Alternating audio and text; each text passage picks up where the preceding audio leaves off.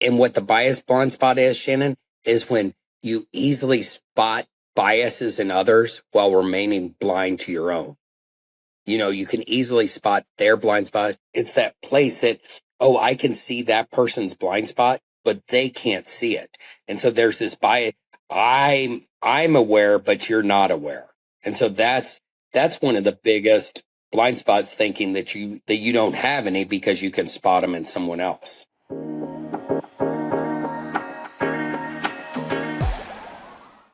Hello, Shannon. Here we are. Chico. Back in the saddle again. Well, you are. I have done a solo episode, so. You did a single episode, yes. A solo single episode, solo.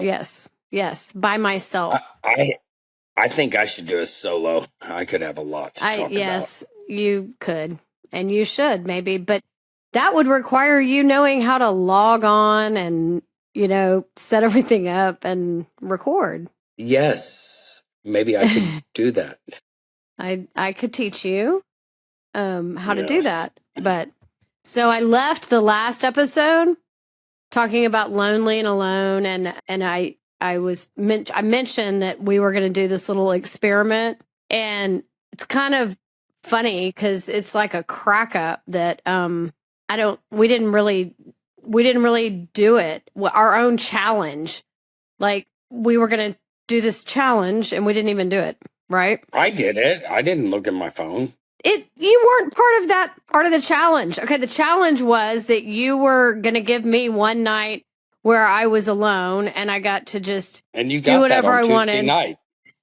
Chico, that's not the same. That's not you. Anyway, and okay, so how is that not the same? I didn't get home till 11 o'clock at night. Let's just explain this so that we don't eat up too much of the people's time, that they're going to cut it off. But, you know, you were going to give me a night alone, and then I was going to put my phone on the charger Thursday night, last night, and when we went to bed.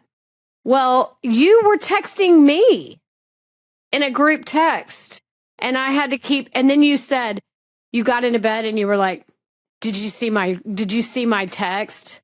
Did you see my letter to our niece at camp? Did you see, you were asking me if I had seen all this stuff. And I was like, no, my phone is on the charger. It's not with me. And anyway, so I just think it's funny. It's just kind of funny. And you consider like funny, haha funny, or funny what? Yeah, kind of like funny, haha. Like, I mean, well, just kind of like irony or I don't know. So we were going to do this experiment, and then we were going to talk about it on the podcast about how we could like do this challenge where we, did things for each other and, whatever. We just didn't do it. Now it just has me thinking about what we're going to talk about today a little bit. So it does. It has me thinking about it too. Because what we're going to talk about today are blind spots. And what are blind spots, Shannon? Exactly. Well, so, okay, this got me thinking because we all have blind spots. Okay. And so if people don't know what blind spots are, I think that it's just easiest to think about like cars have blind spots. Okay. So why are you rolling your eyes? I'm just going, okay, go for it. Well, I mean, okay. I can't believe that you can't automatically see where I'm going, first of all. But second of all, like it's like an elementary like analogy. But anyway, so I'm trying to give it because it's elementary and you don't get it. So, see, this is a blind spot of yours. So cars have blind spots. Hang on. I have a Tesla. It has blind spots. It has no blind spots. Okay, you say that just because on the computer you can see the other cars, but that doesn't take into the depth perception and all the things. And I mean, so and you've still had a wreck or little fender benders in your Tesla. Okay, so let's be real. Let me just finish my analogy. Okay, so when you were in a car, every car I've ever driven, from a rent car to my cars that I have to your car, whatever, I have to learn where the blind spots are. And so you learn, but you have to be told, or you have to, say, oh, that's a blind spot, or you have to figure it out. You have to investigate and like figure it out. And you're like, oh, that's a blind spot in this car. I've found the ones in my car and I know where they are, even when you have like lane control and all the things that you're talking about, cameras and whatever. But so all to say that once you identify the blind spots, you don't necessarily they aren't like wiped away from existence. Like you always have to kind of go back and test it. Like, oh, wait, is this the blind spot? And, but to say you don't have any, I think is a huge red flag. Like it's a huge blind spot. Everybody has blind spots. Right. And so blind spots are just gaps in how we perceive ourselves in the world. It's not which lies. I think is funny that you said in your Tesla you don't have any blind spots. See, that's the red flag for, yes, there are blind spots. Yes, but it's how we perceive ourselves, the gaps. It's not lies we tell ourselves. Because I think that's where people get confused, Shannon, is they think they don't have blind spots because I don't tell, lies about ourselves. But the things our minds genuinely can't see. That's what blind spots are. I think your analogy is great. I was just rolling my eyes. Now you're kind of reading, and you're reading fast. You just went over that real fast. I have no idea what you just said. So let's back up a second. And so what are you saying? I was just introducing. I wasn't defining blind spots. I was trying to give everybody a picture to understand, okay, well, what's a blind spot in your car? You know what that is. It's something that you can't see, but then you become aware of it and you know how to kind of navigate it. Okay. So what are you saying? I think I'm saying the same thing as like what blind spots are is, I did read this, are gaps in how we perceive ourselves in the world, not the lies we tell ourselves, but things our minds genuinely can't see. Just like your analogy about the blind spots you have in cars, I cannot see what's on my back unless I get another mirror and look at the other mirror, and then I can see it through mirrors. But I can see what's right here on my hands, on the backs of my hands, on my arms. You can't see, things. It's well, and what I'm saying too is that that's the same for a car. It's not a flaw in your car. It is just a thing. It just exists because of, the design and movement. You can't have a car without blind spots. And so it's not a flaw. It's not something that can be fixed. And so your awareness of them just protects you. And so I think your brain protects you and your mind will protect you from certain gaps, like you say, in understanding ourselves, right? Is that, exactly. But, it's just the things in ourselves we can't see about ourselves. Right. But it's the thing that what everyone else can see that you don't. Right. And so I have, as the quote unquote kind of overall, I guess, definition of blind spot is that it is a pattern, belief, behavior, assumption, or weakness that is visible to others, but largely invisible to ourselves. That can be the gap, is that the blind spot can be like an assumption. Assumptions are huge blind spots. And that goes into the most pervasive blind spot is the bias blind spot. And what the bias blind spot is, Shannon, is when you easily spot biases in others while remaining blind to your own. You can easily spot their blind spot. It's that place that, I can see that person's blind spot, but they can't see it. And so there's this bias. I'm aware, but you're not aware. And so that's one of the biggest blind spots, thinking that you don't have any because you can spot them in someone else. Well, right. Because I think we judge ourselves, based on our intentions. We know our intentions. We know what we mean. So we judge ourselves based on, well, I didn't mean it that way, or I didn't do it that way on purpose, or well, whatever. That's something that I use in my practice all the time when dealing with families. Just what you said. What? About intentions. Most people that come into my office and they have a family member that's struggling with addiction or whatever their struggle is, and they're trying to communicate that. And if it's an adult child or an adolescent or something like that, I say this all the time, is the parents' intentions 99% of the time is good. They have really good intentions. Of course, because they love their child. But right. Their approach sucks. And we become blind when our approach sucks. Well, that's our blind spot. Right. And the blind spot comes in when we are judging ourselves on our intentions. Like, it's not our intention to be, I don't want to say bad parent, because it's not that, but it's not our intention to blow up our marriage or blow up our, family or whatever. But we judge the others by their actions. So, like, we're like, why is the child acting that way? What do you see in your office? Like, we judge others by, and not by their intentions. Usually so let's see, if you're seeing parents and a kid that has made a mistake or screwed up or something, that's not the kid's intentions either, is to be a screw up, right?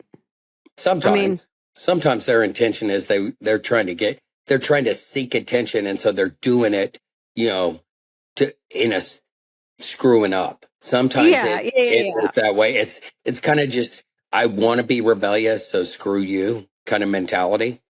Well, yeah, but I was just relating that to blind spots. Their blind spot is, the kid's blind spot is, they don't see the damage that it's causing them and everybody else around them.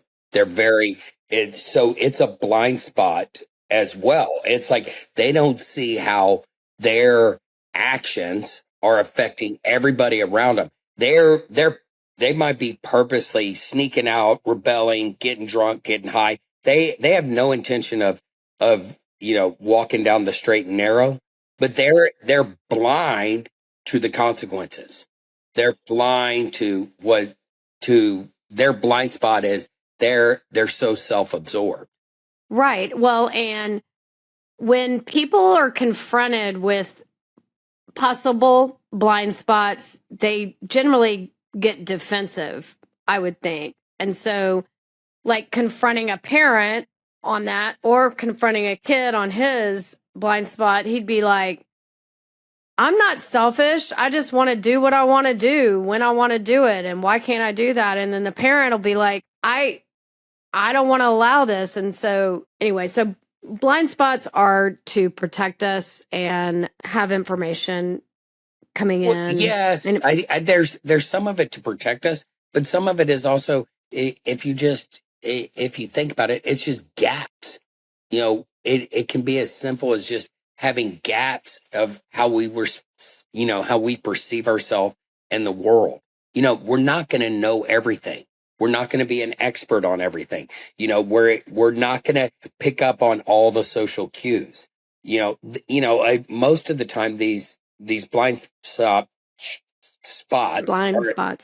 are shaped by, biology, ego, our culture, and experiences. Well, they can become habits, right? Like, so let's say someone, and by someone, I mean, like, more than one person. Like, I think to recognize a blind spot, you kind of need a group. Like, you need some data. You don't need just one person being like, why are you like this, or why do you do this, or whatever. But if you have consistently someone saying, you're late. Like, let's say that you're always late, but that's a blind spot. And so it's becoming aware of when people say to you, why are you late? Why are you always late? You're always late, or whatever. And then the defense mechanisms come up of the excuses. But it's become a habit. Like, I don't know, traffic's always bad at this time, or I don't know why I can't ever just get out of my house because something comes up, somebody calls or something happens or whatever.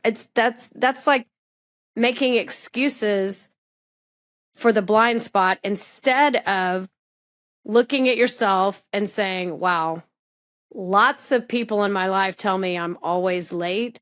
So I might need to get up a little bit earlier. I might need to map out or whatever. I think that's the first sign. I think that's the first sign. What you said is like, if you get defensive when someone points out something that you don't see about yourself, that can be the first sign that you're starting to recognize you have a blind spot. If you're late, I have a client I met today and he is consistently 10 minutes late. And I asked him today, literally, this is a good example. I go, are you late for your other business meetings?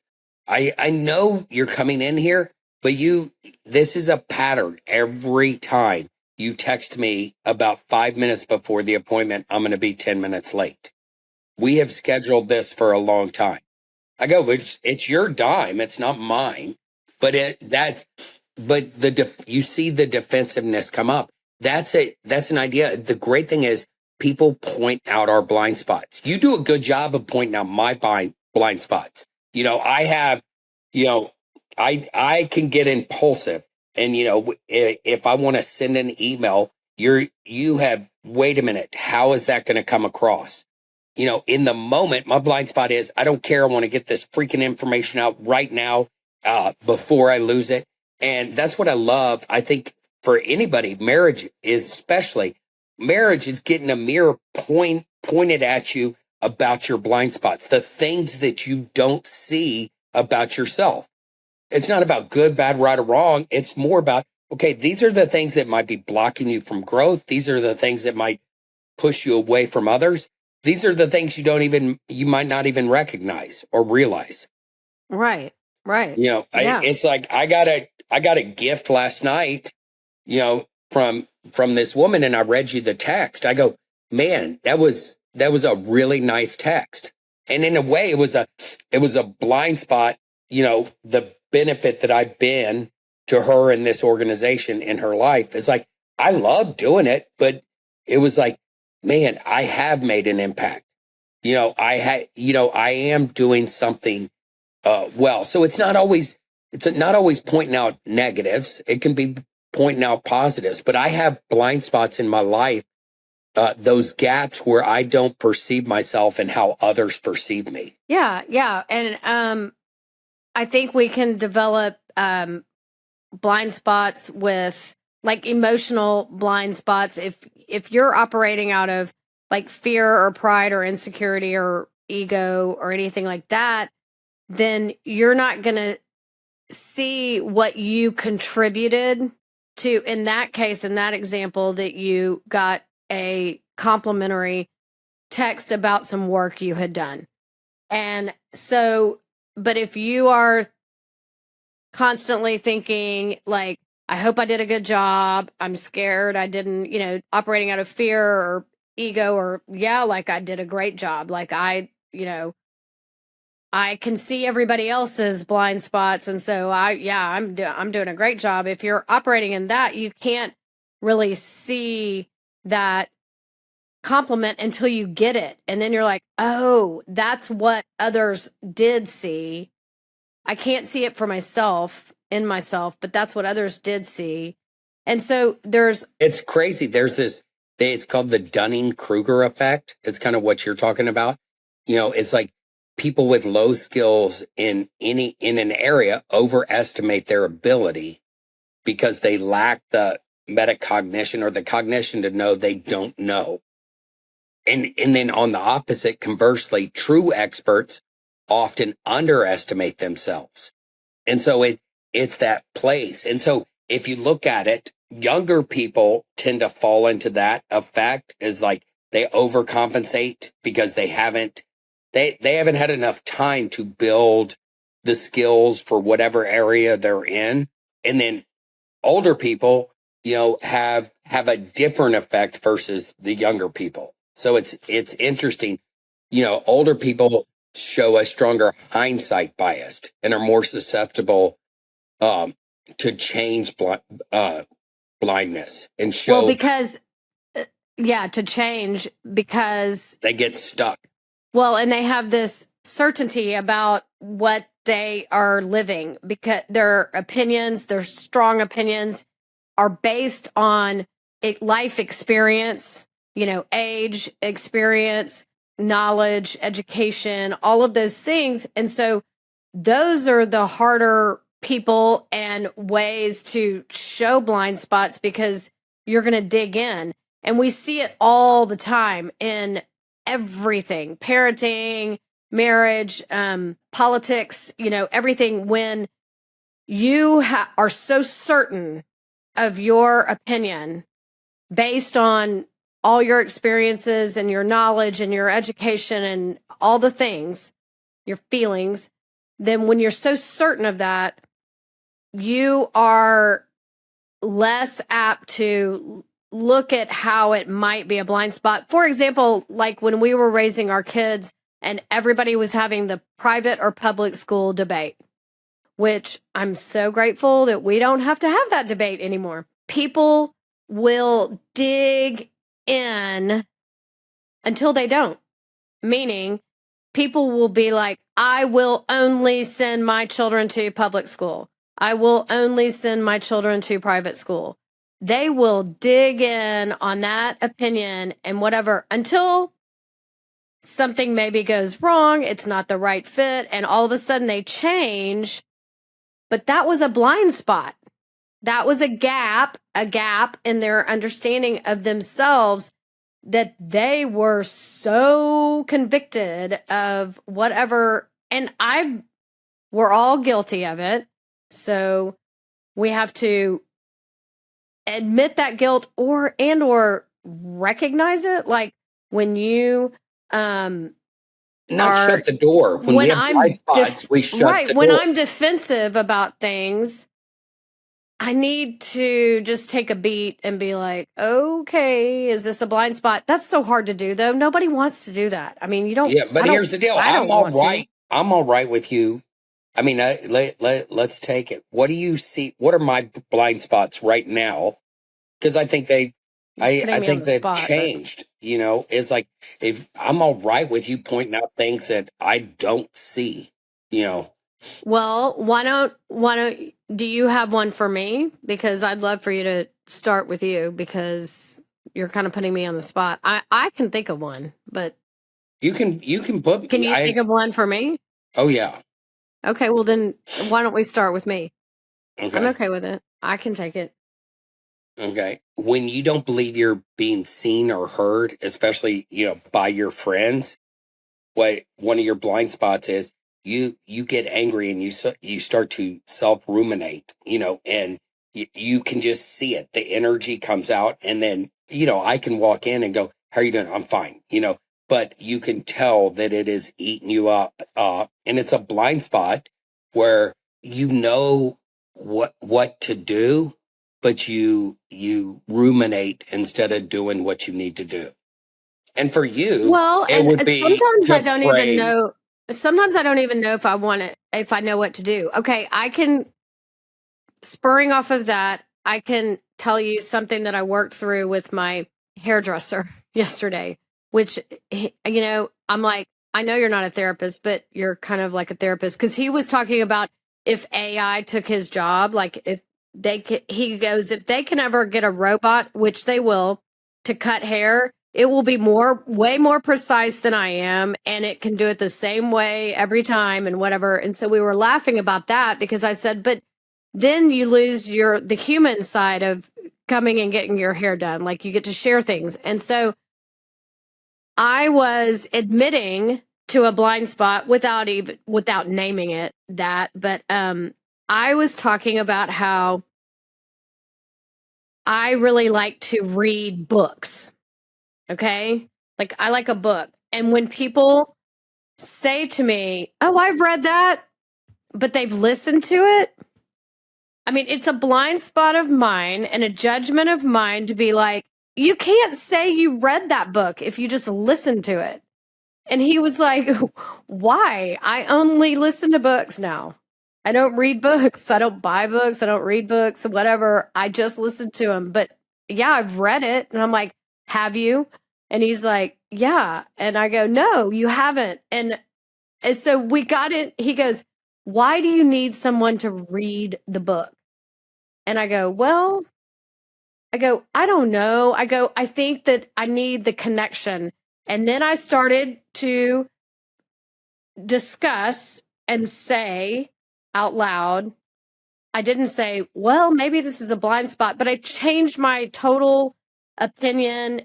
My intention is not to tell people that they are wrong for saying they read a book, but it was a judgment of mine. It's a weird thing. I'm sorry, you're having some trouble there. So one of your blind spots is you don't realize you're being judgmental when you're judgmental.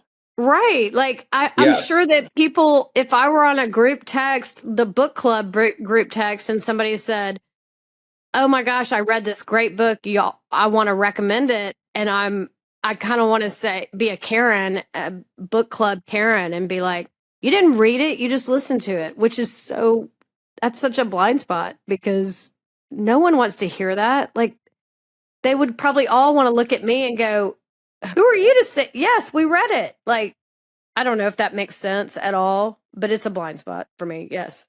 How about any blind spots that I don't see? Because blind spots are things you can't see. Right. And I couldn't see that. And I couldn't see why he couldn't understand the difference between Listening he said and reading. He said there was no difference. And I was like, there's a clear difference. But I couldn't see that there really is no difference nowadays. Does that make sense?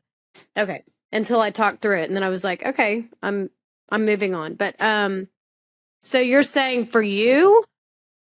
Okay, so I think a blind spot for you, it would be in the wellness and health category. I'm in that field. Well, no, I mean more like not that. See, there you go, making assumptions. No, I just wanted to clarify. I'm talking about physically, like medical doctor, my physical wellness and health. Like you think if you spend one day fasting that you have, wow, you've nailed it. You've like cleaned your system and you are like, you're in ketosis or something. Like you just think you have blind spots about that kind of stuff. Or if you see, someone out there in the universe is taking creatine. So I probably should add that to and then you get in some subscription like plan where creatine powder is being delivered once a week or something. Like it's crazy. Like you have this blind spot about. My blind spot is I get impulsive without doing research. Is that what you're saying? Yes, but you think that things are going to be this quick fix. You just have a blind spot on like, when I say, have you taken care of your surgical spot or whatever? And you're like, it's fine. And then last night I'm like, oh, why did you buy Band-Aids? And you're like, well, I was bleeding out of the spot. I'm like, what? But what did I say? I've talked to the doctor. I'm like, but I think you have a blind spot on what you hear the doctor say and what's actually real. It's a real blind spot. I think you have pointed this blind spot out, and I admit that there's a blind spot, and I get that way. I actually called the doctor and explained it 2 different times to him, and she went back and even called me back and checked on me and said, "Yes, we're seeing you Monday." Okay, I understand, but right. See what I'm hearing from you right now, though, is defensiveness because. The fact that it got to the point to where you had to have surgery is what I'm talking about. That's the blind spot. Like, you're like, it's fine. It's It's fine. Why are you gaslight me in defensiveness to the point of surgical I'm going to bring up procedure? one of your other blind spots. All Okay. right. You Okay. ready? Yeah. Here's Without fully addressing yours, you're going to go ahead and pile on. I'm going to This is a defense mechanism. This is a trigger. Okay, go ahead. Your blind spot is you Trigger. use these terms that everybody's using these days, gaslighting and stuff like that. I don't gaslight you. I mean, that is not a blind spot. That is not a blind spot. It's not the definition of a blind spot. That is you being defensive. I'm not being defensive. I agree with you. What do you call it? Not deferring. What do you call it? Deflection. Deflection. That's the word. Yes. I'm deflecting. This has nothing to do with a blind spot on me. Yes. It's your deflection. I agree with you. My blind you spot can't even take it. You can't handle it. You can't handle the truth. I am agreeing with you. No, you're not. I'm saying I agree with you. I have a blind spot when it comes to my health and wellness. Okay. Thank you for saying that out loud. Yes. And you, and I don't have a blind spot for using words like gaslighting. I mean, that's kind of the definition. It is not. It is not the definition. We can do a whole nother podcast on that. Trust me. And if you can come up with examples where I've gaslit you, and they're actual true, instead of actually the truth. Okay, but let's talk. Oh, stop. Let's talk about this real quick. Don't you think that people absolutely 100% of the time avoid asking what their blind spots are? They don't want to hear it. Well, we just did. Wait. Maybe? Okay. I would say majority, most, almost 100%.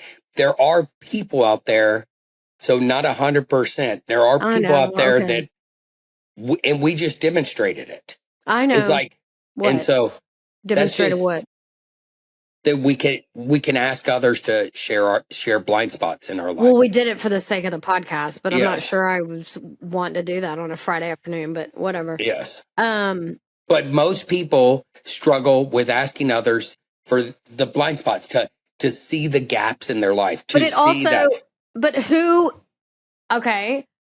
I agree. Okay, so let's get real technical. Whatever. I was just kind of throwing 100% out there, but I get it. Okay, it's not 100%, but I mean, I think this is probably opening another can of worms. But to find people that are willing to, you can probably find people that are willing to tell you your blind spots all day long. Like, hey, I am willing to receive information from you if you're willing to tell me what some of my blind spots might be. People are always willing to do that, but it's not a reciprocal relationship. It's hard to find the reciprocal, like you and I just did, that, you have to be kind of prepared for that conversation, prepared to receive it. And so it's hard to do, and it's hard to watch people or friends or family have blind spots when they're definitely not asking you to point them out. I mean, it's not exactly a great social tool. No, you can't go up, hey, can I point out your blind spot to you? Right. Do you recognize this? I know. I think if you do have some people in your life that are safe and you built a relationship with, hey, are you open? Is learning how to get curious, learning how to ask them, hey, are you open to an observation I have? And you can do that. Sometimes in businesses and in communities and corporations and stuff like that. I do a lot of stuff for this nonprofit. Yesterday, I pointed out some blind spots to their whole clinical team, but I was in that role to point out their blind spots. I know. But when you're talking about friendship and spouses and stuff like that, that's why I love saying what marriage is. Marriage is getting a giant mirror put in your face. You're not going to see, it's kind of like blind spots. I'm not going to see, the little blemishes on my face unless I look in the mirror. You being my mirror, you show me some of my behaviors and point out my blind spots. I am grateful for you doing that. I know, I get that, but most people aren't, I would Yes. think. And also, it's a practice, that you have to, like, one exercise is to ask yourself, the thing I least want to hear about myself is. So if you just want to do that by yourself and say, like, I don't want someone to call me a liar. I do not, and you don't like that either, right? No. Why are you laughing?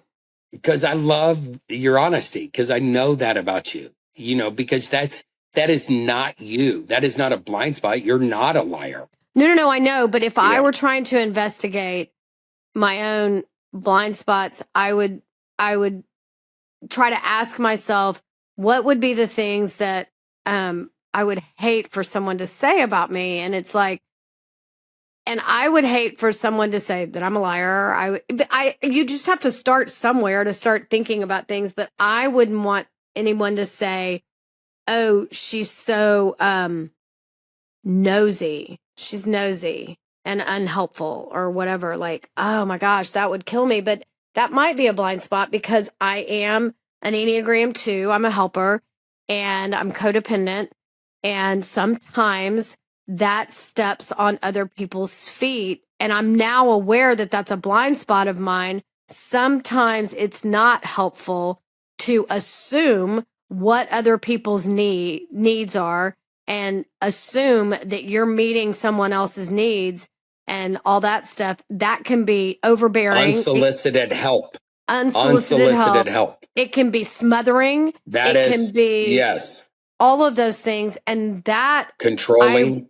I would hate to hear that someone thought I was smothering or controlling or whatever. And people have probably felt that way about me in my lifetime because of my personality. But if I can recognize that, wait, I need to check myself, make sure I'm not driving in the blind spot that I'm going to crash. I don't want to have a wreck. And so I don't want to overhelp or overstep because I don't want anyone to think that I'm smothering or controlling or anything like that.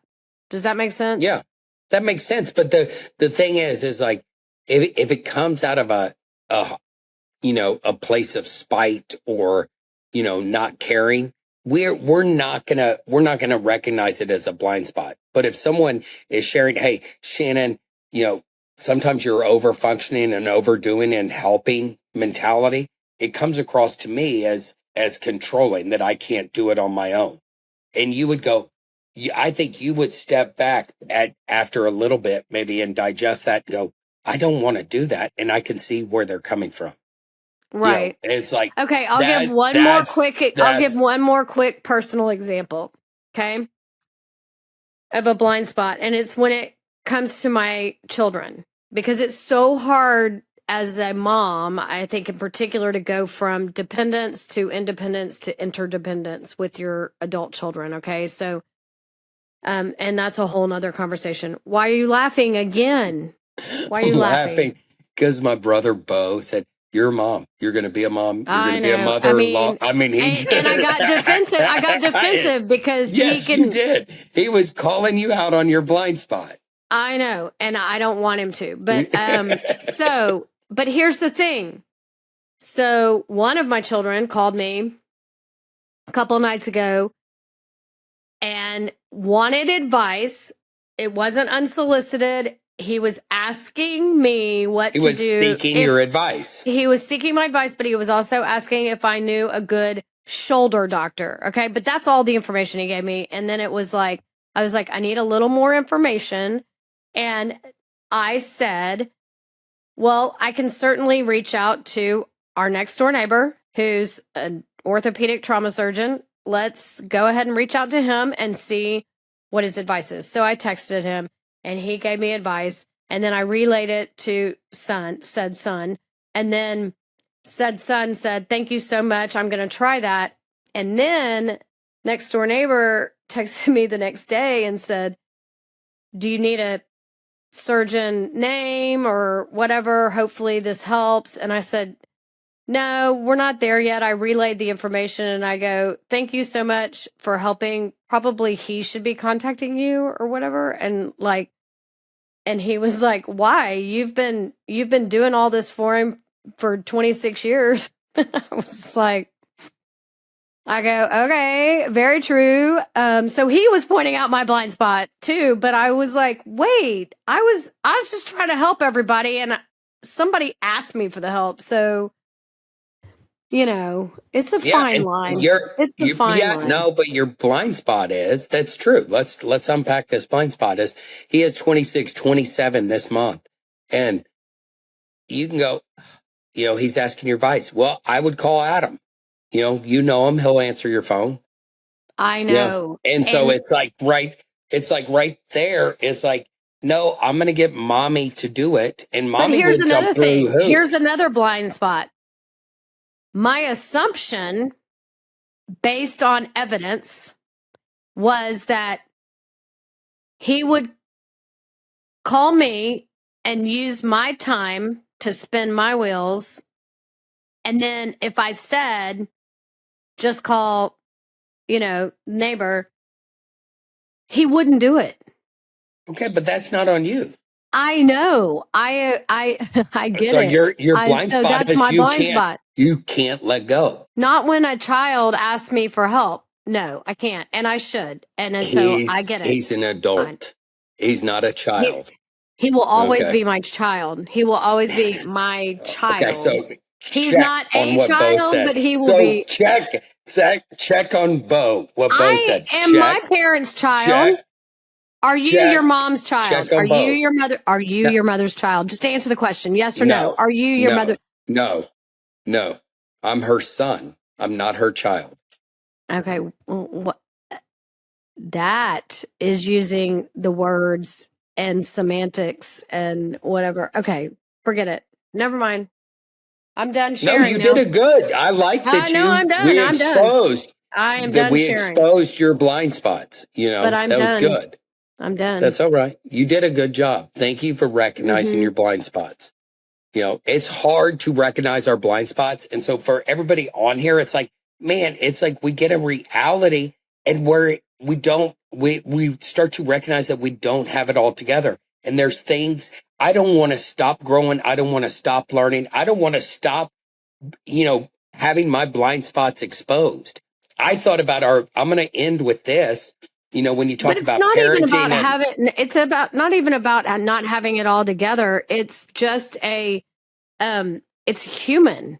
It's humanity. It's the human we condition. all have them. I mean, it's the human condition. I was talking to a friend, a woman that worked for me. I've worked with her kids. I mean, she's a grandmother now, and she was telling me about how her boys are doing gentle parenting with her grandchildren. And she goes, I looked at them, and she comes across as one of those gentle parenting moms, but she isn't. She goes, I'm not doing that when your kids are at my house. We're not doing this gentle parenting. Yeah. And I could see us saying the same thing. I started but laughing. We're not the parents. So I know. But we're not going to do gentle grandparenting. Well, I know, but see, that's a blind spot. We're not even the parents. Yes. So, I mean, they can, whatever. They get to do that. But this was good. I'm glad we exposed each other's blind spots. We didn't even scratch the surface.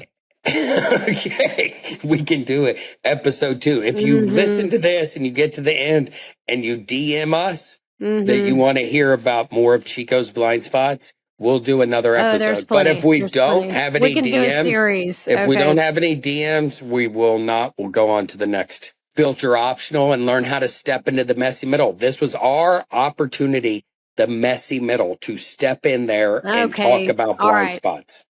Okay. Have a good day. Bye. Bye-bye.